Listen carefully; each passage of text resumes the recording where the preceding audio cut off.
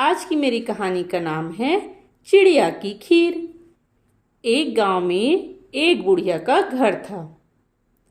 वह अपने घर में अकेली रहती थी। उसके घर के आंगन में आम का एक बड़ा सा पेड़ था। उस पर अक्सर पक्षी बैठते और चहचहाते रहते। बुढ़िया को लगता, चलो आदमियों को ना सही, पर मेरे घर में पंछियों की तो रौनक ही है। कितने सुंदर सुंदर पंछी आते हैं मेरे घर में। उस पेड़ पर एक चिड़िया भी कभी कभी आती थी। एक बार उस चिड़िया को चावल का एक दाना मिला। वह उसे बुढ़िया के पास लाकर बोली, दादी माँ, इसे संभाल कर रख लो, मैं फिर किसी दिन ले लूंगी।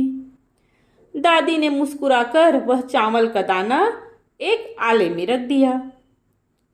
कुछ दिन बाद चिड़िया आई और दादी माँ से कहा, दादी माँ, मुझे मेरे चावल का दाना दे दो। दादी माँ ने आले में चावल का दाना ढूंढा, लेकिन तब तक उस चावल के दाने को चींटियां ले जा चुकी थी। दादी माँ ने कुछ सोचा और फिर चिड़िया को चावल के दाने के बदले एक मुट्ठी चावल दे दिए। चिड़िया चावल पाकर खुश हो गई। अब चिड़िया के मन में इच्छा हुई, इतने सारे चावलों का मैं क्या करूंगी, क्या करूं मैं इन चावलों का। चिड़िया सोचने लगी। फिर उसको ध्यान आया, हाँ, चिड़िया ने सोचा मैं इन चावलों से खीर बनाऊंगी, पर खीर बनाने के लिए तो बर्तन भी चाहिए, फिर ईंधन भी चाहिए और खीर में डालने के लिए गुड़ भी तो चाहिए। चिड़िया कुछ सोचती हुई पेड़ की टहनी पर बैठी। तभी उसने देखा दूर एक लकड़हारा चला आ रहा था। चिड़िया के दिमाग में एक तरकीब आई। जैसे ही लकड़हारा पास आया, चिड़िया जोर से चिल्लाकर बोली, लकड़हारे भैया, पता है तुम्हारे घर में आग लग गई है, आग। लकड़हारा इधर उधर देखा, उसने लकड़ी का गट्ठर फेंका और वह तेजी से दौड़ते हुए अपने घर की ओर भागा। चिड़िया को लकड़ियां मिल गई। उसने लकड़ियां ली और दादी माँ के घर में रख दी। फिर वह चिड़िया जाकर उस पेड़ पर बैठ गई। फिर उसने देखा उधर से एक बर्तन वाला गुजर रहा है। उसने वही तरकीब बर्तन वाले के ऊपर आजमाई। जैसे ही बर्तन वाला पास आया, चिड़िया जोर से चिल्लाई, बर्तन वाले भैया, तुम्हारे घर में चोर घुस गए हैं, वो सारा सामान चुरा कर ले जा रहे हैं। बर्तन वाला हड़बड़ाया और तुरंत अपने सारे बर्तन छोड़कर वहां से भाग गया। अब चिड़िया को बर्तन भी मिल गए। चिड़िया ने बर्तन दादी माँ के घर में रखे। चिड़िया फिर पेड़ पर जाकर बैठी। उसने देखा कुछ देर बाद वहां से गुड़ वाला गुजरा। उसने गुड़ वाले से कहा, गुड़ वाले भैया, तुम्हारे सारे गुड़ को गाय खा रही है, जल्दी अपने घर जाओ, नहीं तो गाय पूरे गुड़ खा लेगी। गुड़ वाला अपना गुड़ वहीं पर छोड़कर भाग गया। इस तरह चिड़िया को गुड़ भी मिल गया। अब चिड़िया ने चावल, गुड़ और पानी मिलाकर आग पर रख दिया। भीनी भीनी खुशबू आने लगी। खुशबू को सूंघकर चिड़िया के मन में खीर खाने की इच्छा और जोर मारने लगी।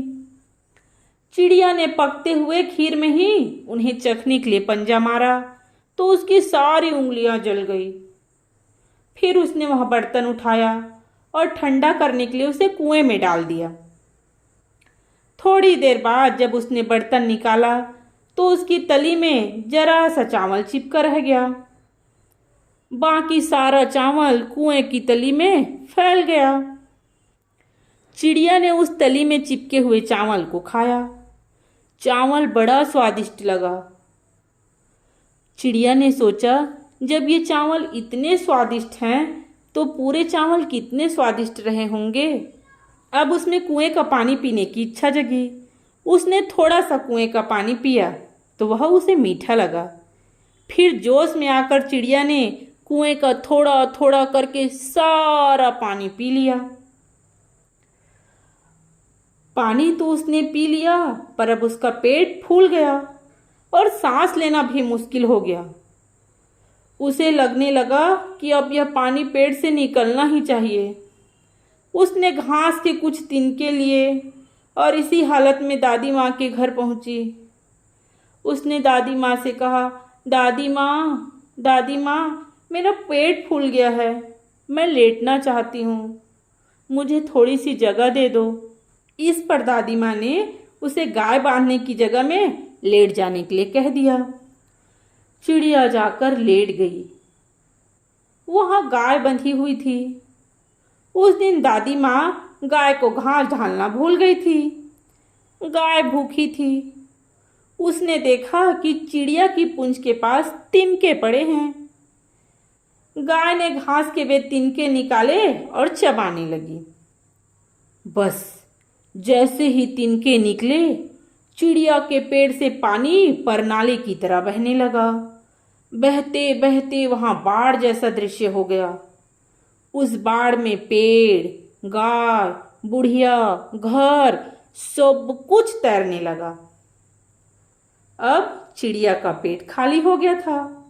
उसने राहत की सांस भरी और उड़कर पेड़ पर जाकर बैठ गई। नीचे का नजारा उसे बड़ा मजेदार लग रहा था। तो कैसी रही मेरी कहानी? अच्छी थी ना? कहानी अच्छी लगी हो तो मुझे कमेंट करके ज़रूर बताइएगा। कल फिर मिलती हूँ एक और नई कहानी के साथ।